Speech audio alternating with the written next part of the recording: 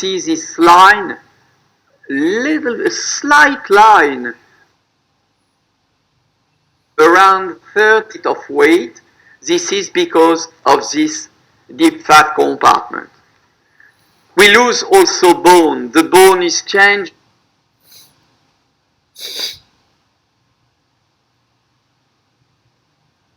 because we know cheekbone.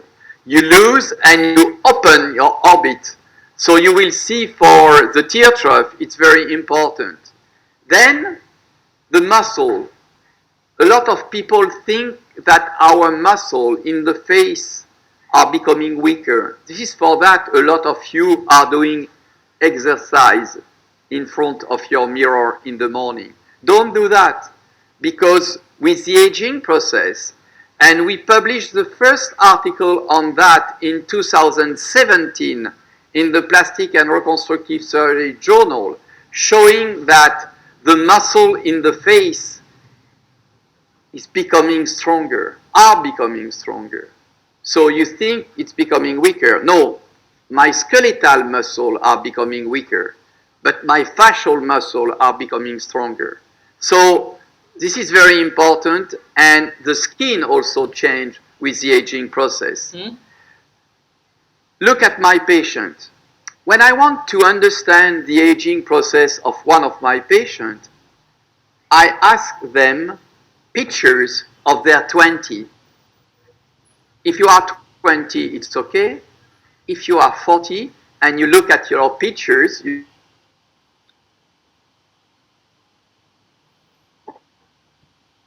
you see a big, she lose her deep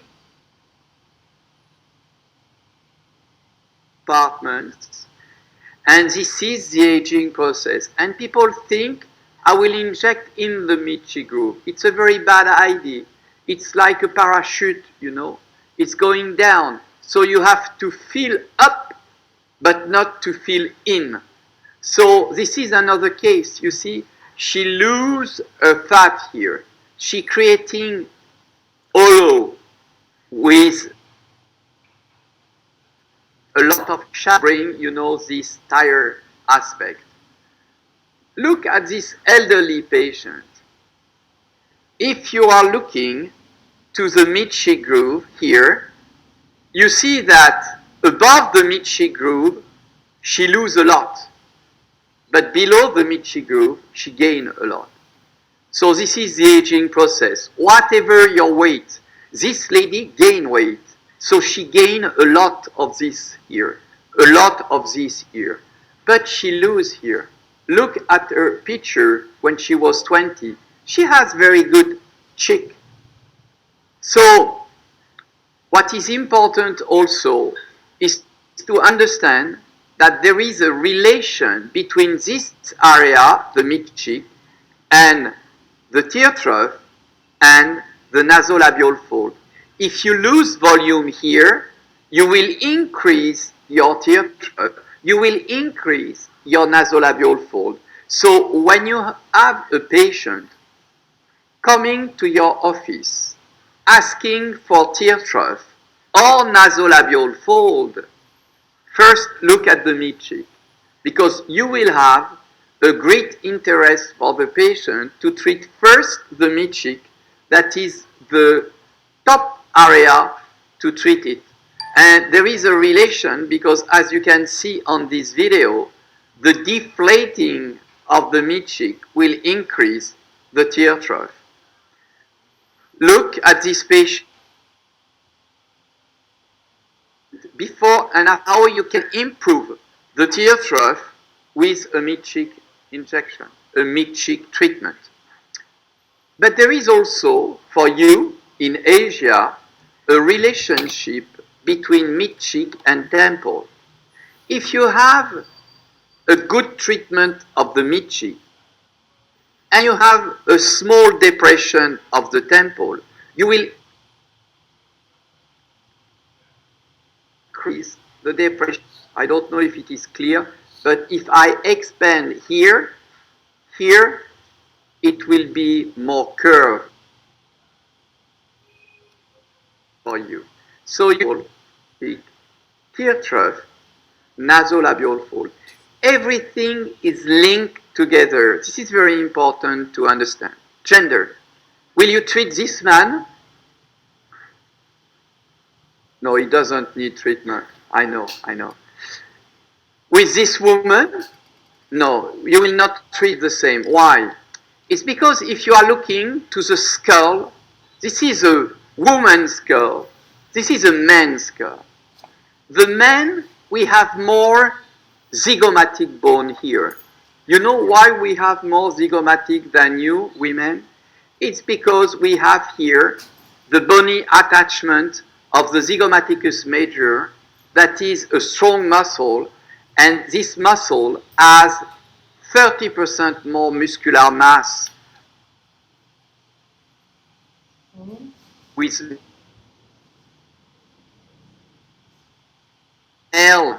male patient, they have more here. So male patient, when you are looking to what you need to do, male, they need less. What is this fat compartment here? I will check if you follow me. Here it is the lateral soup. If you inject too much a male patient in the lateral soup, he will look like a young woman. You understand what I mean? Male, they need more this. What is this fat compartment here? This is the deep medial cheek fat compartment. So you see, everything is really understandable when you understand the anatomy of your face. And look at this case. This is one of my patients coming after an orthognathic surgery, and the surgeon has a trouble because she loses her Bichat fat pad. So she loses her Bichat fat pad here. And she come to see me and she say, I look like a male patient.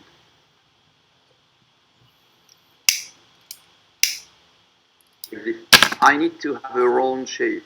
So in her case, this is where they remove the fat. In her case, I put, injection, and you see that after, she looked more feminine. This is a way to show you how you can change. So be very careful when you inject a male and a female. It's not the same.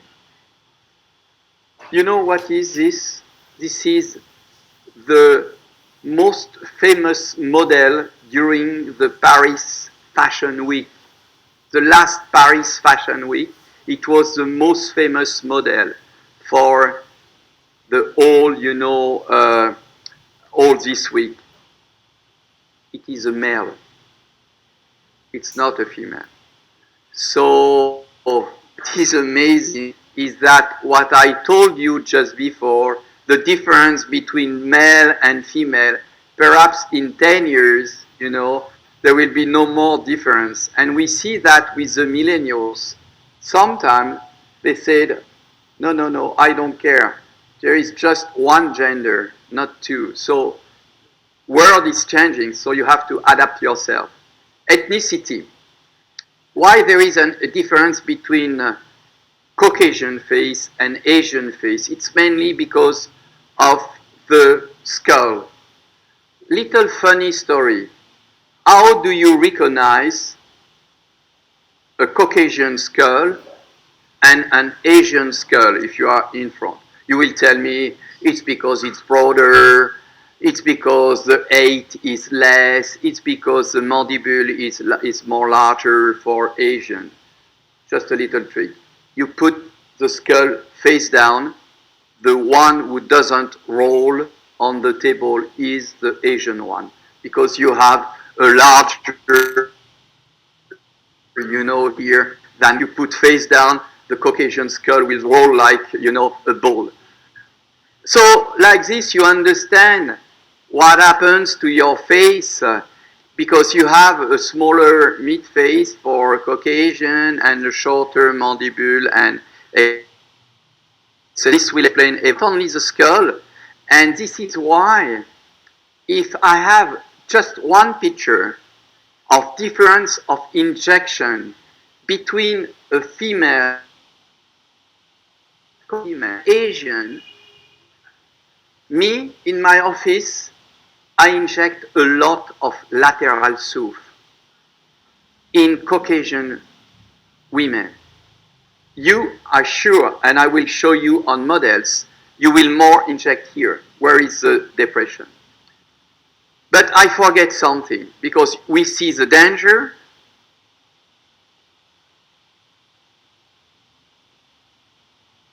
We see figure the fat compartment, I4 dimension. Because look at this patient. She looked great, not so bad.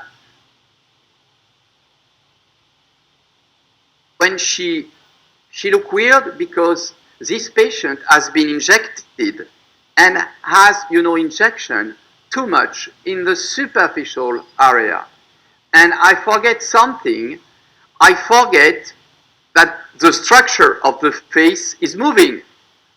It means the deep fat remains static and the superficial fat is moving because the superficial fat is above the muscle. You will tell me we don't care. So we will publish next month in the PRS the smiling cadavers. We invent the smiling cadavers in Paris.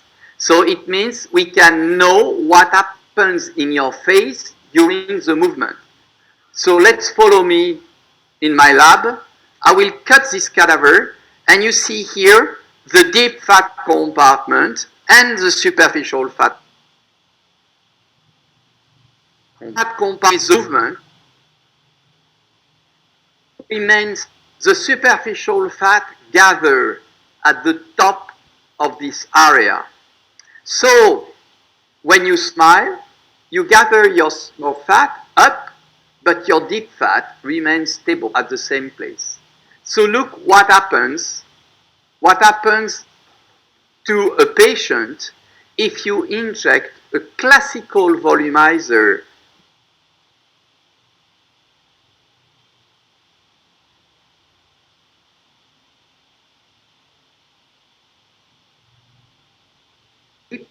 and I use Apex the SOOF with a very strong volumizer I will use after, and you see what happens when the cadaver smile. It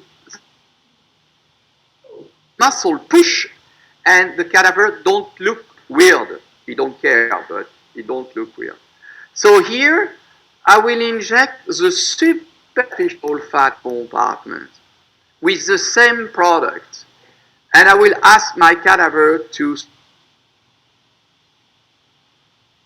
smile.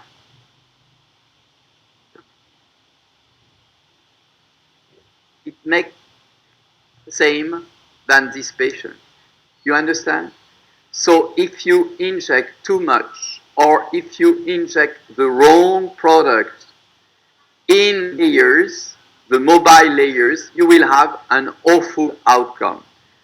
This is for that we develop the multi-layering technique. It means 2 layers in anatomy, 2 layers during the aging process, 2 layers when you have the movement, so 2 layers to inject if you want to reverse, not the same product. Because if you take the same product, some products will not be the good one for the mobile area. This is why we develop the multi-layering technique with one product deep to structure the face and one product dedicated to movement, that is RHA4, to inflate the superficial fat. A lot of questions after that, because how I can compensate the volume loss in 2 layers. This is what I say. You have to use 2 different HA, hyaluronic acid, to compensate, the lost volume during the aging process. But when you are young, you need only the deep fat compartment. When you are becoming older, you need to switch to 2 layers. Then, how I can do with a fascial movement? You have to understand that if you put here a classical volumizer, it will look weird. It would not. People will tell me, you put more product if you use 2 products. That's not true. You put less because put the right product in the right layer. So if, for example, you ask me, Patrick, I'm always doing one layer. So why I can't do that in one? It means why I don't inject only deep. That's all. It's enough.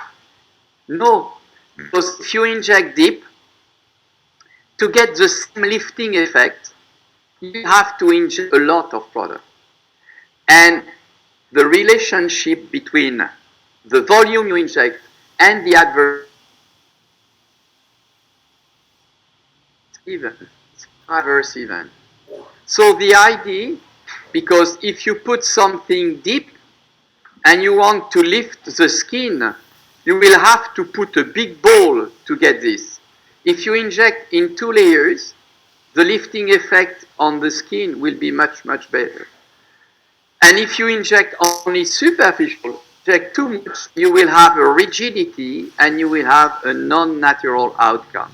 So this is why it's important.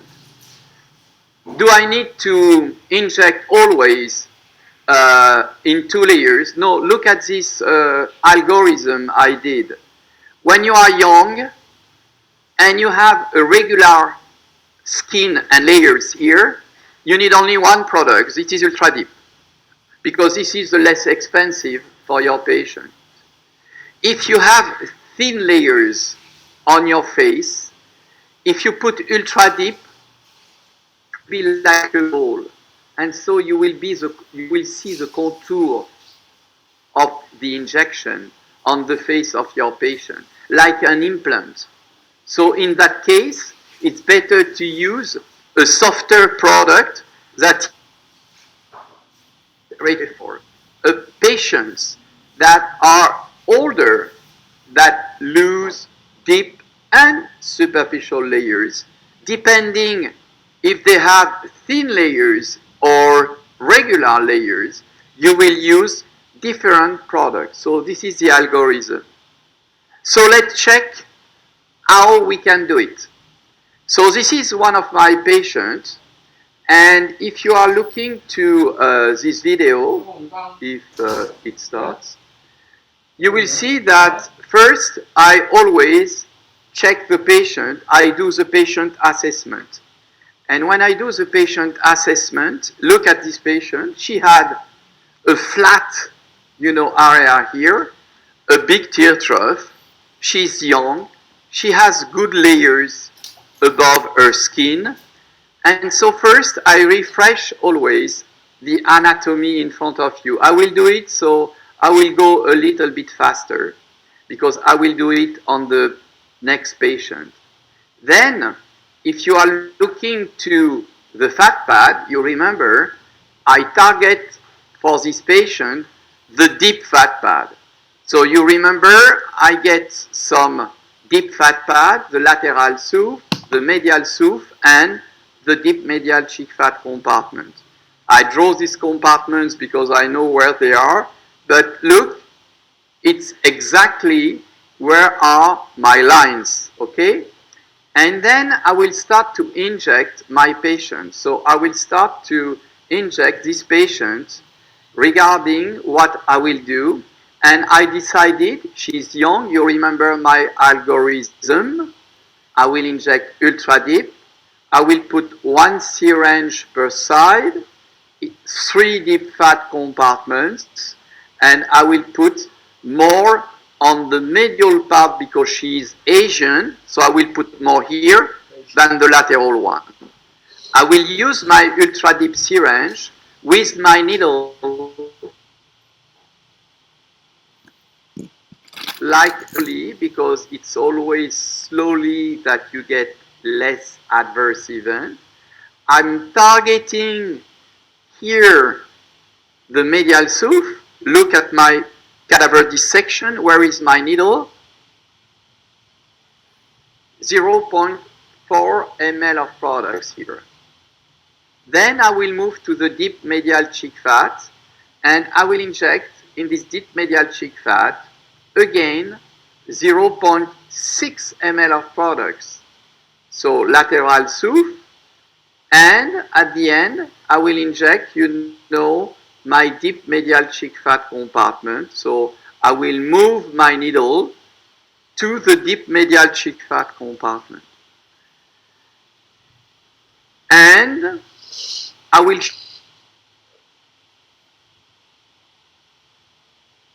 the outcome. You look the lifting effect. You see how it's powerful? Look at the tear trough.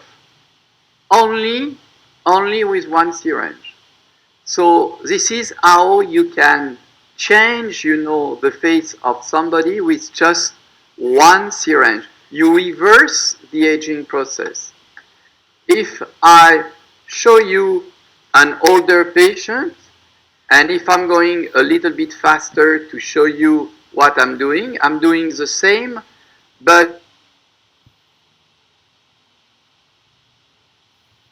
I'm doing with hydros again, introducing my cannula 25 gauge, injecting deep the same than with my needle, the 3 deep fat compartments, and then when I will finish this, I will show you, I change my syringe, I put RHA4, and then I'm not going deep, I'm going superficial. And you see, I tight the skin. I will demonstrate. When you want your cannula to be deep, you lift your tissue and you push your cannula. When you want the cannula to be superficial, you tight the skin. So here, I finish the case like this. I inject in a fanning technique in the 3 superficial fat compartments. And when I will have finished, you know, these 3 fat compartments, I will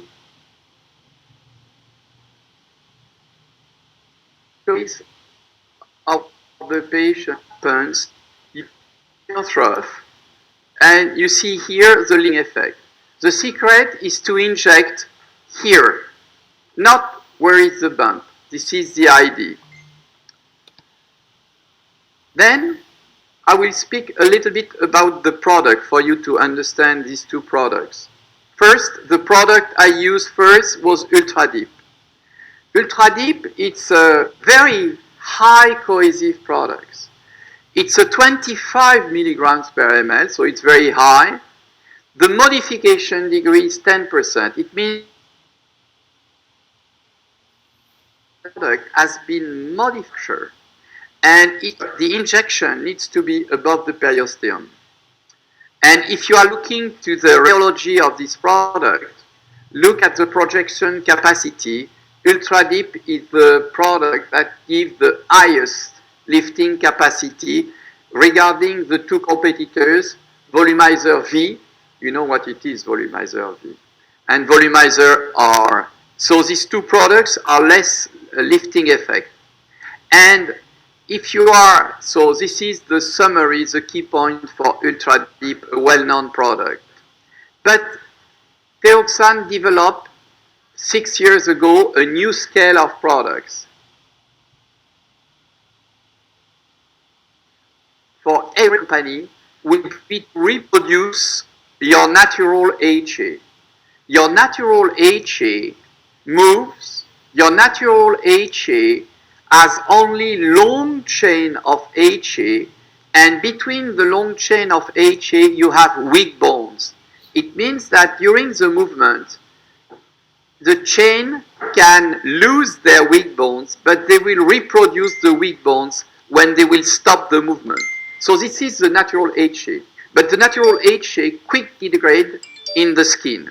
So this is for that. They created, you know, 2 kinds of HA. The first one is the classical technology. You need to understand that the company received raw material, that is long chain of HA, dilute this raw material. When you dilute a product like this, you give in the pot long chain and short chain. And then you applied a cross-linker agent under pressure and temperature. You create strong bonds, avoid the degradation to have a long-lasting effect. But because you put these bonds between long and short chains, you create a rigid structure. This is why when you inject ultra deep superficially, it creates a weird aspect. So Teoxane developed this one. This one is RHA. Long chain because they dilute with a patented system that avoid the long chain and to destroy the long chain, and they put less BDDE inside. The modification degree is between 2 to 4%. So here you get the dynamism and the elasticity of the product to test the stretch and the strength. The stretch is when you pull on the product, you wax. The strength is you push on the product and you see where it's break. So it's two different, physical property. And if you are looking to the range of product here, from RHA1 to RHA4,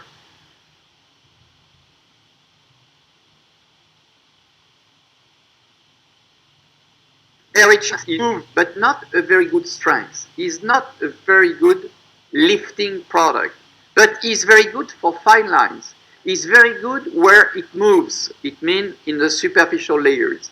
RHA4, it is the opposite. RHA4 is good to lift, not to be in the very superficial layers. So this is the product I use for the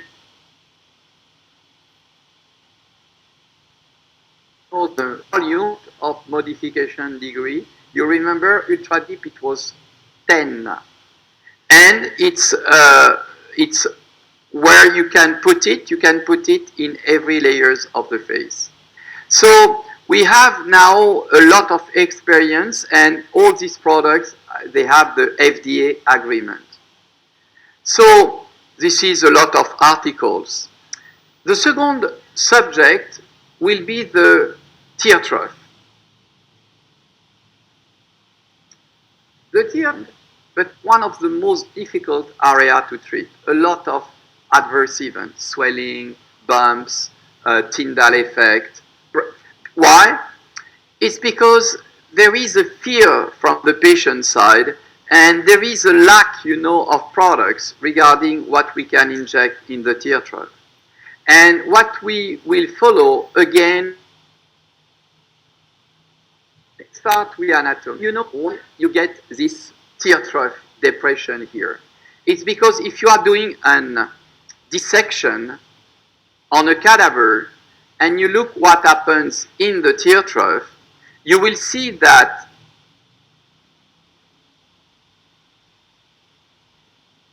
we have the orbicularis oculi muscle. It's flat, but this muscle sticks to the bone at one place, that is the tear trough.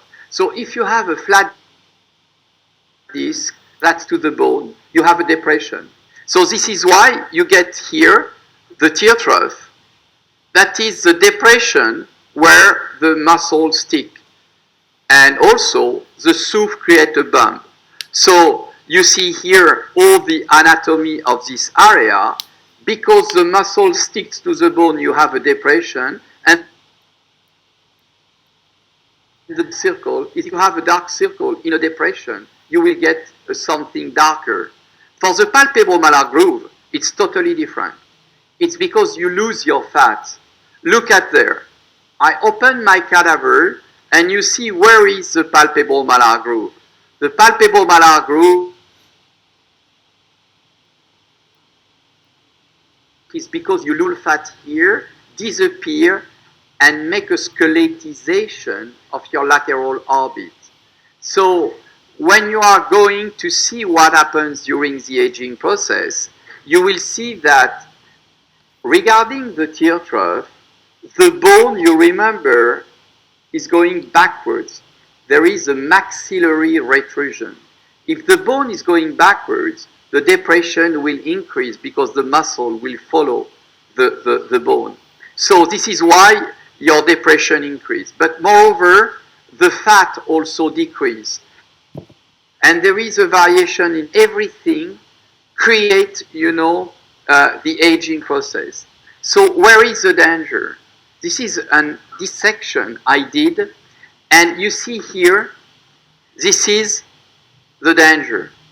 The danger is what we call the angular artery. The angular artery is the terminal branch of the fascial artery.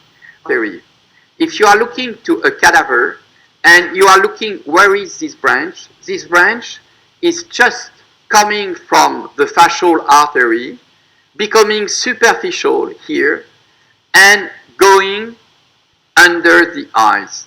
But this artery is never, never, never in the tear trough.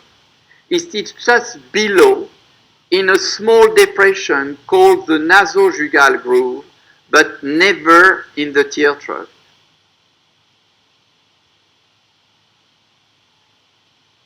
You have no danger. Needle with a cannula, with what you want. So if I use a cannula in the tear trough, it's because of bruising reason, not of safety reason.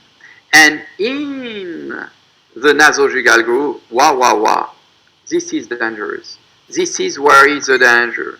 So to summarize, I will show an animation from the cadaver to the drawing. You will see where is my cannula, where is my needle, and what is the anatomy back.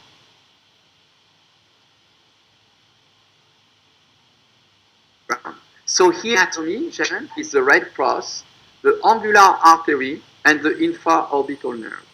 This is what you need to understand regarding the structure. Few words about the patient assessment. In 5 minutes I will finish. And you have to do the snapback test. I will show you what is a snapback test to see the eyelid laxity. Never inject on profile the positive vector. You have to inject only the negative vector. It means when the tear trough is backward regarding the eyelids. And this is very important also to do the pressure test to see if there is no swelling in this area. So look at the left side of the screen. I will show you what is a snapback test. We use it in surgery, for eyelid surgery, when we do aesthetic surgery to see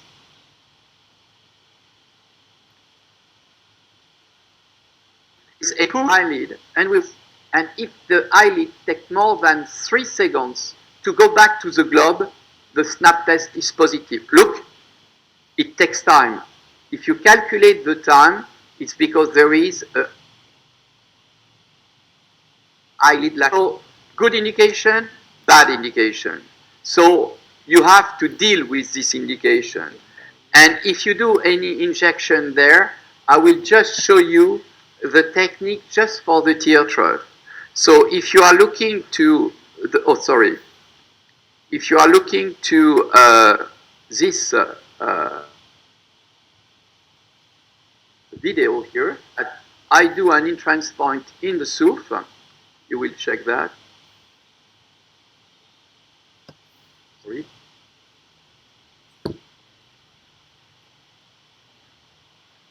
I don't know why it doesn't work. So here you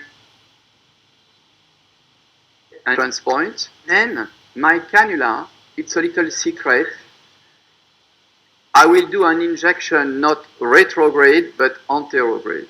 Why? It's because when you do a retrograde, you go, you create the pain, and you inject.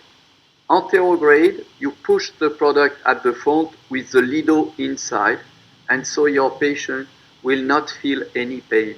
And you will see exactly where you inject. The little secret you will see with my patient is I always do this injection in a sitting position.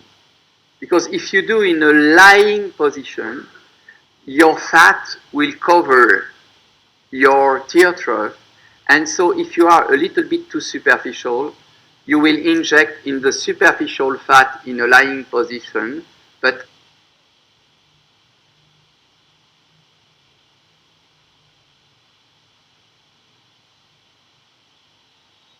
as patient move downwards. So this is how we do our injection, and I will show you also with a needle, because you can go with a cannula or with a needle. So this is a real tear trough, you see, good condition, good skin elasticity, a little. And when you inject, you will inject with a product that is dedicated for that. This is Redensity 2. Redensity 2, I don't know why it's not working. Sorry about that. So Redensity 2 is a product that allow you to inject in this area without a lot of swelling.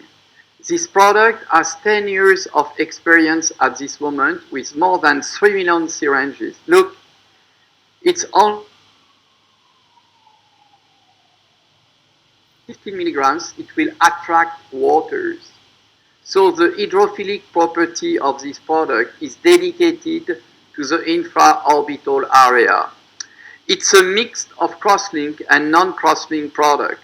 So like this, the swelling risk is less, and it's dedicated only for under-eye circle. We have a specific rheology with a very good balance between the spreadability, the firmness, or the hygroscopic property if you compare with all the competitors in this area.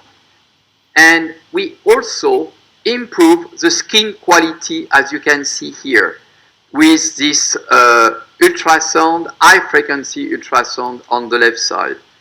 And also, we have proved that on all clinical study, we have a very good, improvement of the patient. Don't inject too much. When you start with only one syringe for both sides, because after 2 days, you will get a little swelling because of the product, even if it is not, even if it is a low hygroscopic product, but it will gain a little bit of water. So don't try to fill everything the first time. Wait a little bit, and this will give you very good outcome. And we had a lot of publication in this area. So this is the key point of Redensity 2. And this is some examples after, injection that you can see here. Thank you very much. Do you have any question? Perhaps we will move the camera for the live demo. And I will put my jacket. And we will bring the first patient. Do you have any question? No? We will see after. So if we receive some question from the audience.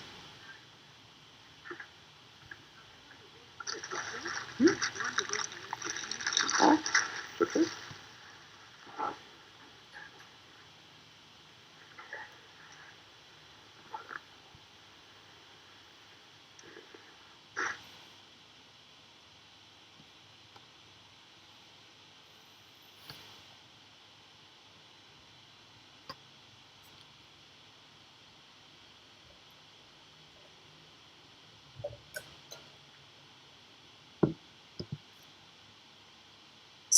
On live, and the second lady will be an older one, and this lady has more aging signs, so we will adapt our technique to each of this aging process. And first we will start with the youngest one, as you can see here. And as you remember, we use with Teoxane the ATP approach. It's anatomy, assessment, aging process. T, it's techniques. You can use the technique you want. I want to show you one, but you will see you can do it by your own.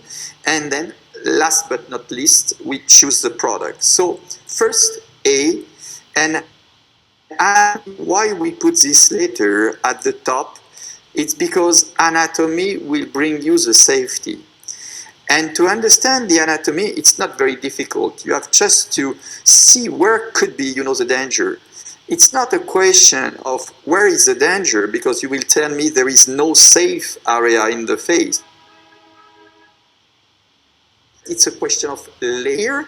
If I start, with the danger, the main danger that you feel here is the fascial anatomy. This fascial anatomy is always where is at the anterior border of your masseter here. And so here, this artery is very deep.